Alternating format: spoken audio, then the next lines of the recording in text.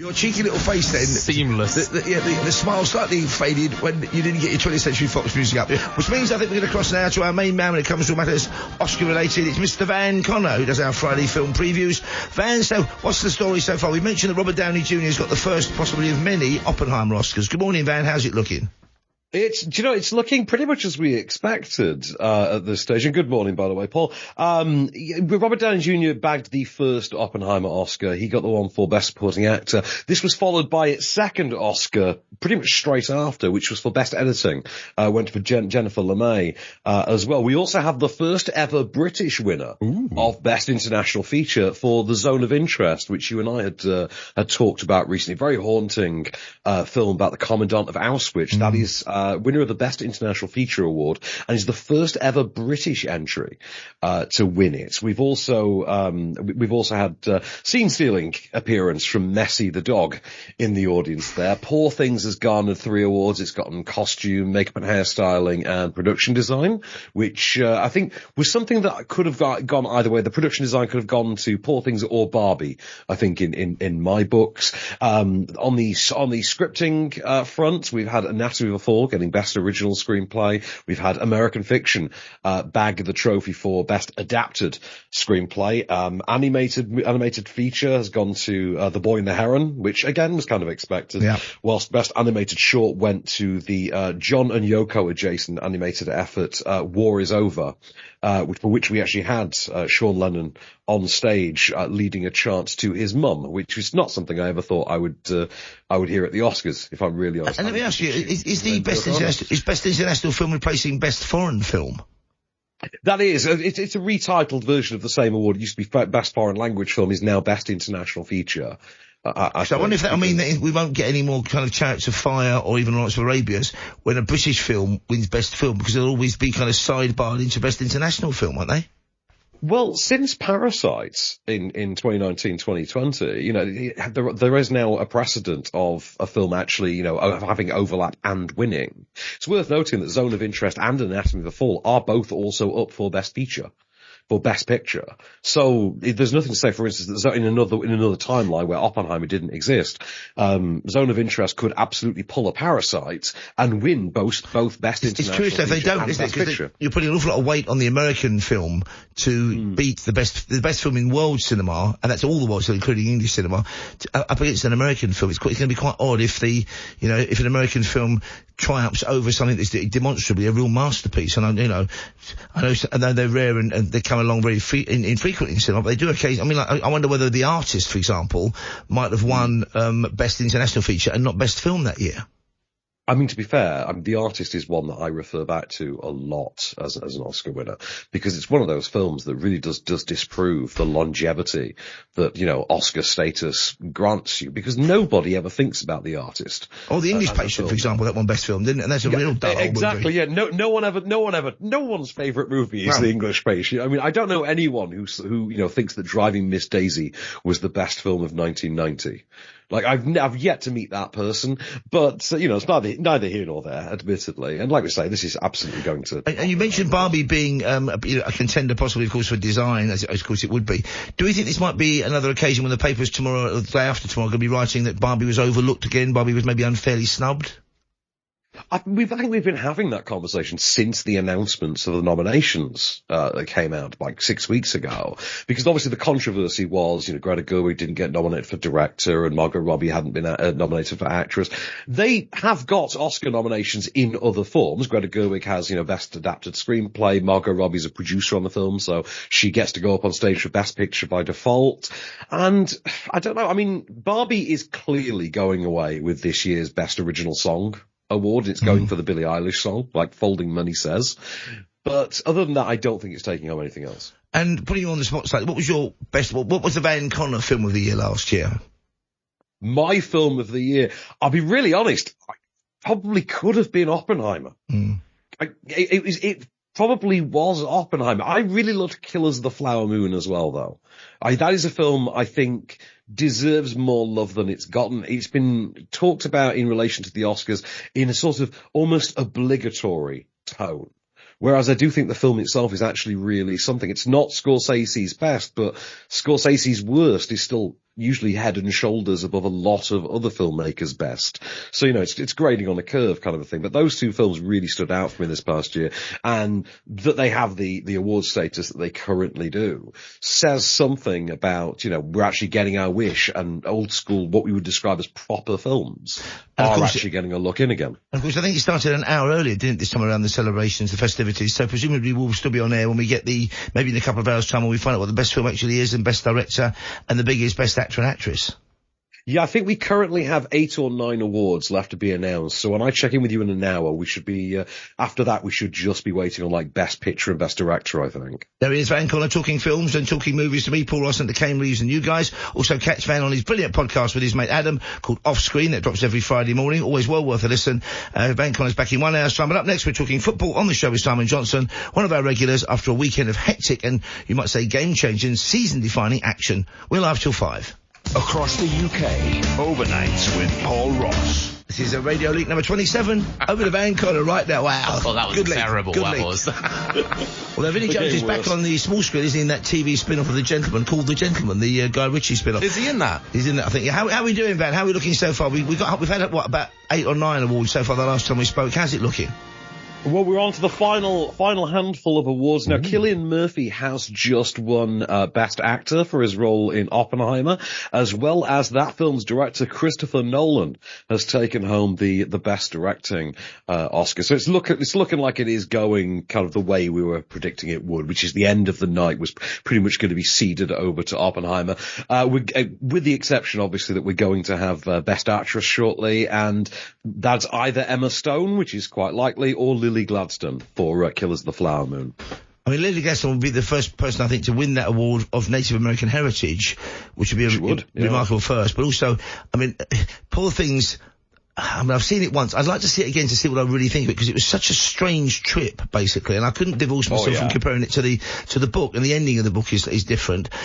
Do you think it's a film that maybe is going to be more honoured in retrospect than it's going to be honoured this time around by the Oscars? That often happens, doesn't it? Films are almost slightly ahead of their time, or something too out there to get proper Oscar recognition. Some do. I mean, Poor Things only reached streaming this past week via Disney Plus. I think that dropped on the 7th. And it's something that, like Saltburn, quite recently, I can see finding its audience very quickly through streaming, because we knew that happened over Christmas with Saltburn. Didn't help it at the Oscars, obviously, but in terms of an award season film finding that niche, streaming is clearly where that one's at. And how's Jimmy Kimmel gone down as host so far? It's their opening monologue they're judged on, I think, isn't it? Has anyone slapped him yet? No one has slapped Kimmel, thankfully, but he's a seasoned enough, safe pair of hands, seasoned enough host that he knows how to keep the show going. And the momentum has been quite good tonight. It's been an enjoyable ceremony. It's also been quite breezy. It's quite well paced. I mean, the most awkward bit of cringe so far tonight really has been Ariana Grande trying to read a teleprompter, because it turns out not in her skill set. She's wearing quite a big dress as well, isn't she? Oh yeah, there's been quite some looks on there tonight. Speaking of looks, by the way, Paul, I should point out the weirdness of my night is that I'm watching the ITV coverage of this, presented by one Ross brother, to then pop on radio and talk to the other. That's right, because it's on ITV for the first time in years and years. It's available to without a subscription, because it was on Sky for a long time, wasn't it? Which is why we were doing our coverage as well. So, how's he looking to? I mean, he's obviously very dapper in his suit. Is he enjoying it? I'm sure. I'm glad you asked, because he does seem to be wearing the same outfit as Anatomy of a Fall director Justine Triet, which I'm sure is a complete coincidence, but it looks like the most intentional act of trolling. It's brilliant. Hats off to him. Chef's kiss. I thought you were going to say he's wearing the same outfit as Ariana Grande, and that wouldn't be the first. That would not be the first time, let me tell you. Who stays to Van Connor, then Van? We'll touch base with them. We get the Best Actress and the Film of the Year, of course. So far, of course, big awards going Oppenheimer's way, as was expected. You haven't seen Poor Things, have you? No, I haven't. Are you a Disney subscriber? Oh, I am, yes. It's worth a look. I really enjoys it on. I was kind of captivated by it. It's very full on and fruity, and for the first time in a long time, I saw it in a place called Gerrard's Cross, which is over there in Buckinghamshire. Very gin and jag, right? And they got an Everyman cinema there, which is quite nice. They've got suits. They serve you food and drink in the cinema. You've got a sofa there. Couple behind me walked out. Ooh, why? On the third bonkathon, when the heroine is working in a bordello. and the female boss of the bordello has shenanigans with the female heroine, they hurry they were out of the cinema. Maybe they were on a date, and it's always awkward, isn't it? Watching those if they were on a date, it was one of those sunset dates, because I think, they were very much Harold and Hilda. They almost had matching car coats. Wasn't the film for them, really? Because I think the character, the female character, who it's a strange one, is basically a drowned woman who's been revived, and the brain of the baby she's carrying is put in her head. That sounds mental. 1890s kind of weird gothic science fiction. She discovers, shall we say, the shenanigan side of it, and she indulges it very vigorously. Wow. And quite repeatedly and full frontally, which was enough for Harold and Hilda from Giles Cross, who walked out. Well, I think it's enough for me to walk out. It sounds disgraceful. With the best will in the world, I know things change. That's now on the Disney Channel. Yeah. We're live till 5, more from Van Connor when we get the big results in. But up next, we're talking to the mighty Moose Ian Abrams about the week, not about shenanigans, not with the Moose, behave yourselves, about the EFL results of the weekend. Big stories on the way. Across the UK, overnights with Paul Ross. No, there wasn't. Oh, yes, there was. Van Connor's got the details of the final 2 big awards and a round up the story so far. Good morning, Van. So, I suppose we could say predictable, but we don't want to say predictable. How did it end, please, big fella? Well, it ended as we'd predicted, funnily enough. It did mostly go to Oppenheimer at the end, with Emma Stone taking away the award for Best Actress. There were some great moments in there. The musical number for I'm Just Ken, as again predicted, did turn out to be the absolute showstopper that we'd all hoped. There was a moment in which Christopher Nolan finally got his Oscar for Best Director. That has been a long time coming, especially after Dunkirk a few years ago. I think we all expected Dunkirk. He might have had a shot back then, but yeah, he's finally got his Best Directing Oscar. Oppenheimer won Best Picture. Cillian Murphy won Best Actor, and as we know, he joins his co-star Robert Downey Jr., who won Best Supporting Actor. Oppenheimer in total won 7 awards. It also took Best Editing as well and Best Score for Ludwig Göransson. His second Oscar after previously having won for composing the score for Black Panther in 2018, I think that was. In all, it was a predictable but quite a smooth, quite streamlined evening. There were no major incidents. It was a pretty pleasant affair overall. And you mentioned the musical number, which is I Am Ken, I presume. Did Ryan Gosling perform that? He absolutely did. He and Mark Ronson took to the stage with 65 backup dancers, which included several of the other Kens from the movie, including our new Doctor Who, Ncuti Gatwa. So Ncuti Gatwa got to go to the Oscars and dance on stage. So, that's quite a feather. Because people forget he was a member of he was a performer in the Disney Club, I think, alongside or around the time of Christina Aguilera and Britney Spears, Ryan Gosling. So he's like a child star. He was, so he's obviously got the dancing feet and dancing bones, because he's also very, very good in La La Land, I thought. Absolutely. They even wheeled out Slash, would you believe, to join in the musical performance. So good old Guns N' Roses alum Slash at the Oscars. It was a show-stopping number. I wonder whether there's a feeling, though, that, they started it earlier. They've tried to compress the ceremony down. Recent years, there have been a lot of people saying that, maybe it doesn't deserve the extensive time it's given on American TV because the viewing figures are going down a bit. I wonder whether the time is going to come when actually it's going to be consigned to not so much. I suppose you can't do it pre-recorded though. We need that actual moment when the envelope opens to do it live. But that means they've always got to do 3 hours of American TV on a Sunday afternoon, evening, night. It is true, and I think, to be fair, this felt like an attempt to compact the show. The earlier time shift, the more pacey, streamlined nature of it. It's worth noting the Oscars had been in an audience sort of decline for a long, long time. The year of the slap obviously saw ratings shoot up and interest shoot up the following year as a result.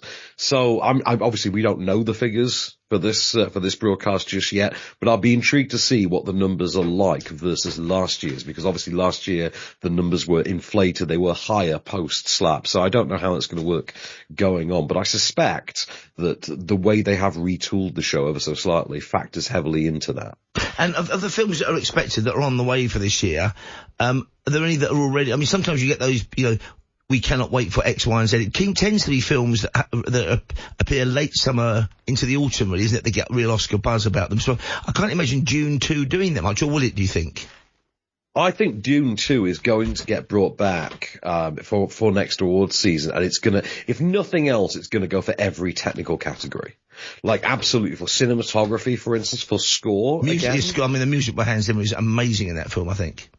Exactly that. It's a wonderful score. And yeah, I mean, to be honest, the comparative composer to what he did on Dune would be Ludwig Göransson, who's just won tonight. You look at his work on Tenet, and of course, Ludwig Göransson kind of inherited the role of the Christopher Nolan composer from Hans Zimmer, who previously filled that space for him.